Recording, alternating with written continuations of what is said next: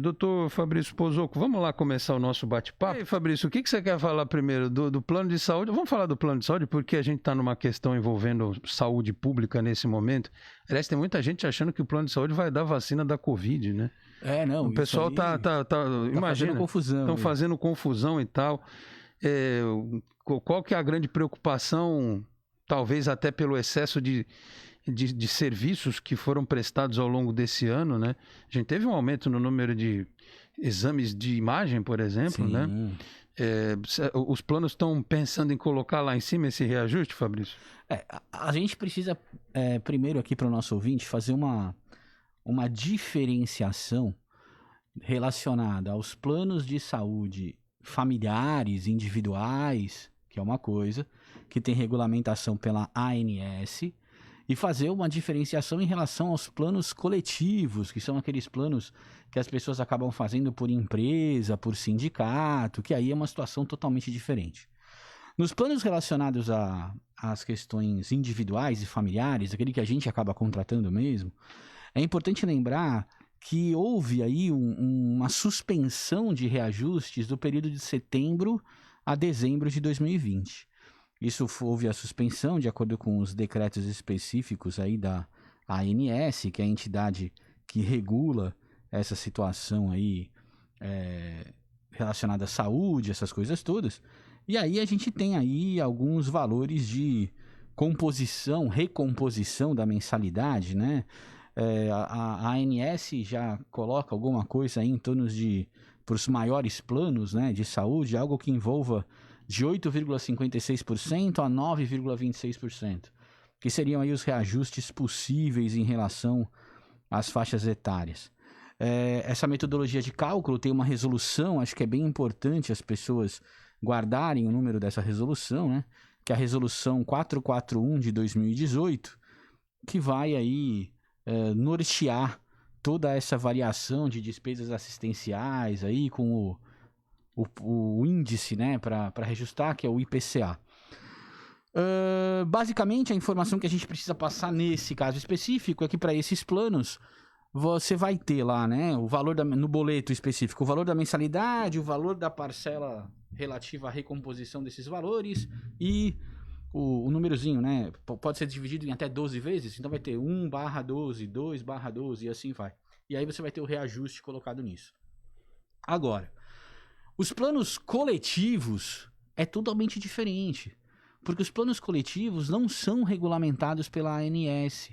Os planos coletivos, na verdade, eles são aí uma regra de mercado. Por isso, até mesmo, atualmente, é tão difícil você fazer um plano de saúde individual, um plano de saúde familiar. Você consegue contratar planos de saúde de pessoa jurídica, planos de saúde coletivos de valores mais baixos no começo. Aliás, eu ouço muito isso. Se você, eles oferecem isso muito para quem tem MEI, né? Isso o plano fica mais barato se você apresentar o teu CNPJ e colocar 3 pessoas, 4, do que você contratar individualmente para cada um pacote familiar, né, Fabrício? Então, por que isso? Porque no começo, essa situação é muito atrativa. O primeiro ano desses valores, ele é muito atrativo. Os valores são realmente mais baixos. Só que a partir daí, as correções desses planos, eles vão variar de acordo com o que você usa. Se você se utilizar, você MEI, né, e os 2 ou 3 colaboradores se utilizarem aí de uma variação grande desse plano, no segundo ano o reajuste vai ser exponencial, vai ser muito mais alto.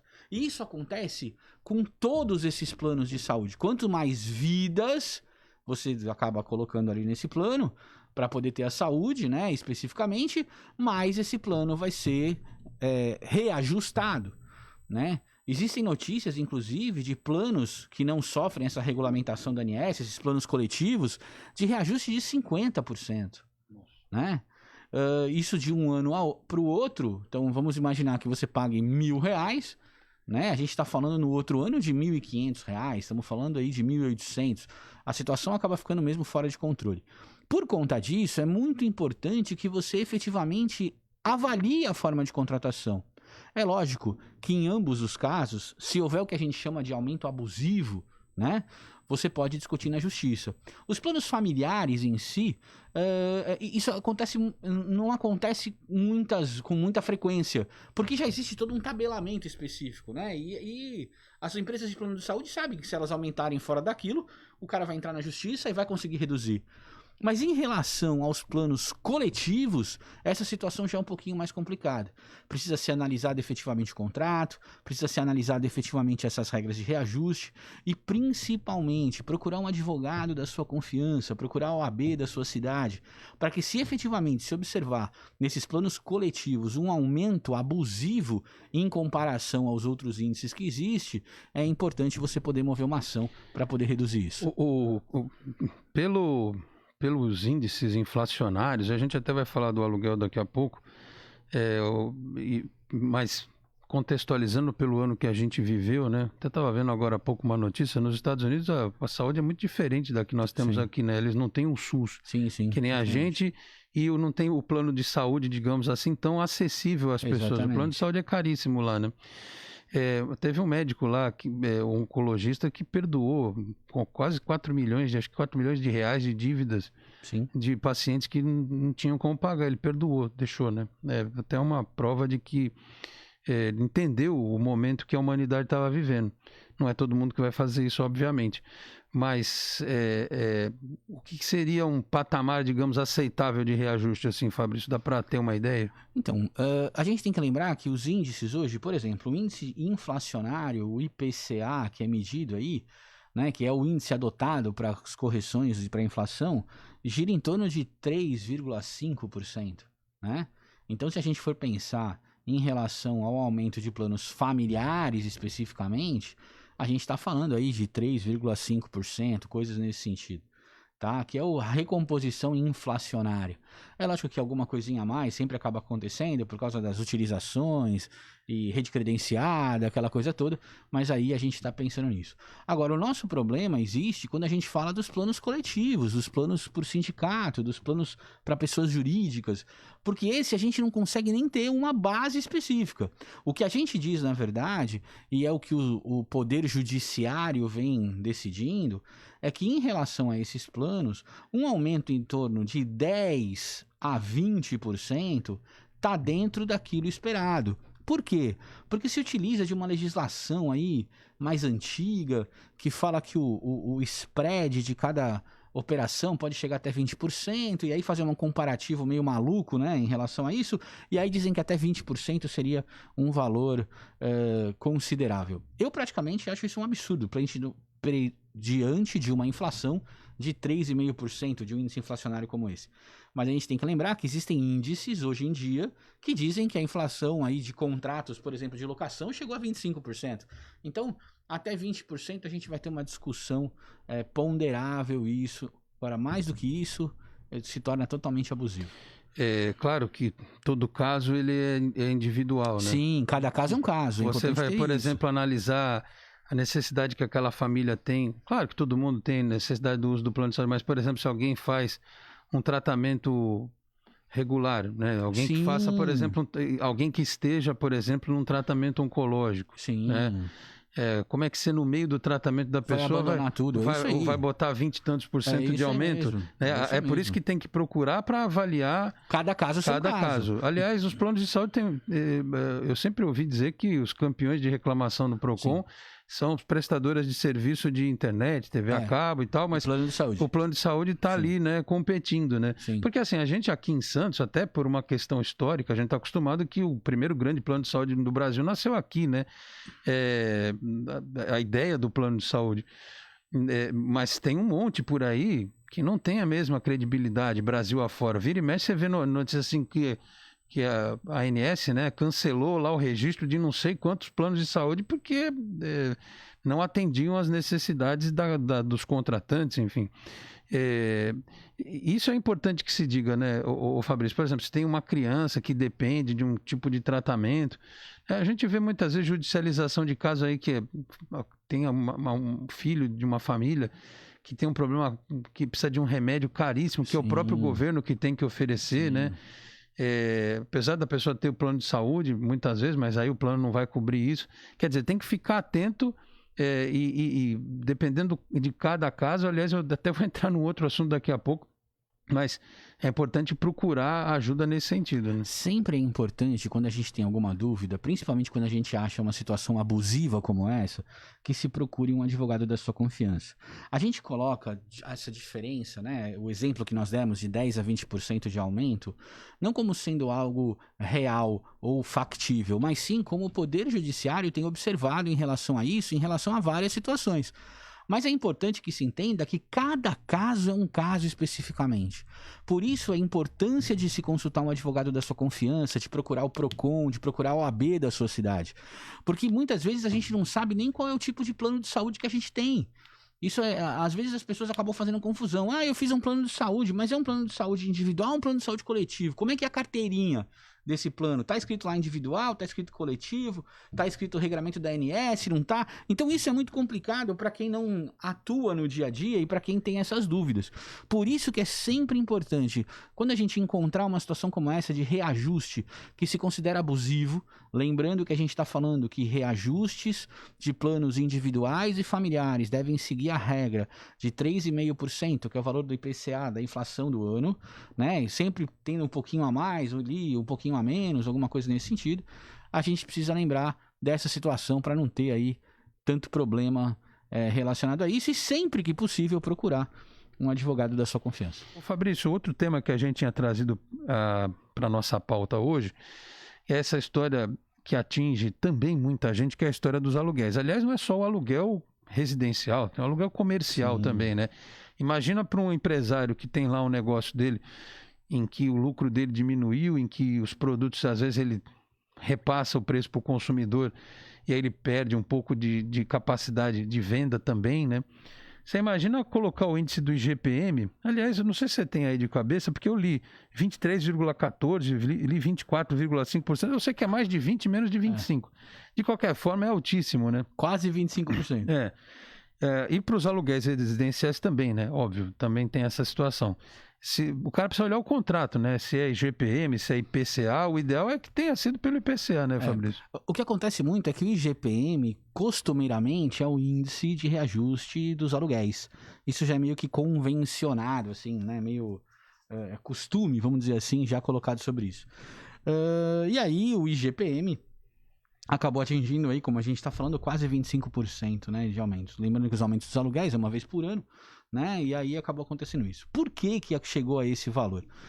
A gente precisa lembrar que o IGPM, na verdade, não é um índice sozinho, né? Ele é um índice composto por vários outros índices. Então o IGPM é composto pelo IPCA, é composto por uma média, né, do IPCA, uma média do INCC, que é o Índice Nacional da Construção Civil. Tem situações aí que tem relacionada à própria questão de dólar, commodities. Então é toda uma situação específica que vai levar os valores aí do IGPM a valores muito mais altos. Se o seu contrato, por acaso, estiver aí pelo índice do IGPM, né, sendo reajustado por esse índice, é importante que você converse com a parte contrária, né? Converse com o locador, com o proprietário, converse com a imobiliária especificamente sobre isso. Principalmente se você for bom pagador, né? Exatamente. Se tiver tudo certinho. Não é interesse, deixar bem claro isso, não há interesse dos locadores em deixarem os imóveis vazios, principalmente nessa época de pandemia, né? Então não é essa a situação. A gente sabe até mesmo por questão contratual que os contratos devem ser respeitados, porém a situação é uma situação totalmente atípica e isso pode ser efetivamente discutido na justiça. Porém, antes de discutir na justiça, converse com a parte contrária. A gente sabe que se você é um bom pagador, se você é uma pessoa que não teve aí sobressaltos ou problemas relacionados ao relacionamento com o locador, é muito comum e muito normal, inclusive, que se chegue a um acordo adotando o índice diverso. Se por acaso você for adotar um índice diverso no seu contrato, por esse reajuste, houver uma concordância em relação a isso, é importante que você faça um aditamento contratual. Então, nós vamos mudar o índice do contrato. Vou colocar agora pelo IPCA, que é o índice da inflação comum. Faça um aditamento contratual para que isso fique ali colocado. Vou mudar o índice, não vai ser mais o IGPM, vai ser o IPC, vai ser o ICM, vai ser o índice da construção civil, não importa. Se você for mudar, veja efetivamente um outro índice que atenda as duas partes e faça um aditamento contratual. O ideal é o IPCA, que é, na verdade, aquele que aponta a inflação objetiva, né? Só para que o nosso ouvinte consiga entender, até usar um exemplo aqui que a gente estava conversando no intervalo, o IPCA é como se fosse uma fotinho pequenininha, uma foto 3x4 daquela situação específica que está acontecendo. O IGPM é como se fosse uma foto panorâmica, né, que vai analisar todas as situações aí, inclusive alta de dólar, commodities, questões da construção civil e outras coisas. Esse é o problema de muitas vezes o cara assinar o contrato sem ler, né? Exatamente. Se bobear, tem um índice lá cabeludo. É isso mesmo. Por isso, toda vez é muito importante, né? Em caso de dúvidas, procure um advogado da sua confiança, procure a OAB da sua cidade, para que você consiga ter a real percepção daquilo que você está fazendo. Nós sabemos que os contratos precisam ser respeitados, e essa é uma regra do Estado Democrático de Direito. Até te falar isso, se o proprietário bater o pé, se tiver pelo IGPM, ele quiser lá os 25% de reajuste, o que o sujeito faz? Ele tem que comprovar que ele está, por exemplo, que ele perdeu o dinheiro, que ele teve corte no salário, que ele está desempregado, que ele está fazendo bico e tal. Então ele tem como comprovar socialmente. Aí a gente está falando mais da questão individual. Eu já fujo um pouco do aspecto das empresas, dos comércios e coisa e tal. Ele tem chance de ganhar se ele apresentar, olha, estou com dificuldade, não tenho como seguir neste índice aqui. Ele, na verdade, pode, além de procurar o advogado, que vai poder orientá-lo da melhor maneira possível, mas sempre a gente tem que lembrar que existe uma situação de pandemia. E essa situação de pandemia teve reflexos econômicos para todas as partes, tanto para quem tem o apartamento e quer alugar, quanto para quem é o locatário e necessita da habitação. Então tem toda uma argumentação jurídica passível de se discutir a revisão desse índice, passível de se discutir o abuso da forma que esse índice está colocado em relação à questão inflacionária objetiva. Então tem toda uma situação que a gente pode aí discutir nessa situação, né? Vale lembrar que nesse período de pandemia também ficou suspenso, né, ou de maneira discutível, algumas questões que envolviam o despejo do imóvel, né, coisas nesse sentido, que os advogados vão poder aí da melhor maneira possível orientar os seus clientes para que possam ter a melhor conceituação daquilo que fazer. Até porque se repetiu ao longo desse período todo o tal do fique em casa. Exatamente. Imagina se você bota a pessoa para fora no momento desse. Chegou a acontecer alguma... Você teve conhecimento disso, Fabrício, de precisar a justiça agir nesse sentido? Sim, pedir uma... foi muito comum, e não em Santos especificamente, mas em algumas outras cidades do litoral, foi comum a gente ver pessoas retomando o imóvel na marra, né? Aquela ideia de, não pode despejar, então é o seguinte, eu vou aqui, vou jogar você para fora, entrando na casa das pessoas e colocando móveis para fora. Isso aconteceu, pelo menos que eu tive conhecimento, por 2 vezes na Praia Grande e por 1 vez em Itanhaém, tendo que ser ingressado com ações para que se pudesse aí, na verdade, restabelecer essa situação do imóvel, a pessoa poder morar, aquela história toda. Então, realmente, a situação, infelizmente, acabou chegando nessa situação. A gente sabe que o proprietário do imóvel, o locador do imóvel, muitas vezes necessita daquele aluguel para poder sobreviver, né? A gente sabe disso. Mas a gente também sabe que na outra ponta existe um problema aí social muito grande no que se respeita à moradia. E via de regra, às vezes o cara tem mais de um imóvel, né? É difícil o cara ter um só, né? Mas tem gente que vive disso. Você sabe disso. Tem cara que vive disso. O cara tem 10 imóveis, ele vive daquilo, entendeu? E às vezes por uma situação como essa, acaba acontecendo esse braço de ferro, né? A pessoa acaba colocando para fora as pessoas que estão ali e que não estão pagando o valor que foi colocado, ou de repente estão pagando só 50% daquele valor, enfim, né? Por isso que a gente sempre fala que a melhor solução é o bate-papo, né, Alex? Não tem jeito. Né? Precisamos conversar para chegar a um denominador comum. Porque se a gente for levar isso para a justiça, o braço de ferro que vai ser decidido nunca vai ser bom para ninguém. Né? Se você perde, você vai ficar chateado. Se eu perco, eu vou ficar chateado. A gente vai recorrer, vai gastar dinheiro em cima disso. Né? E muitas vezes acaba sendo pior uma situação como essa, de judicializar uma questão como essa, do que efetivamente conseguir conversar e chegar a um denominador comum. Mas é sempre importante, se você observar essa questão do índice aí no seu contrato e não conseguir conversar com o senhorio, né, que a gente chama, com o dono do imóvel, é importante você procurar um advogado da sua confiança, procurar o AB da sua cidade,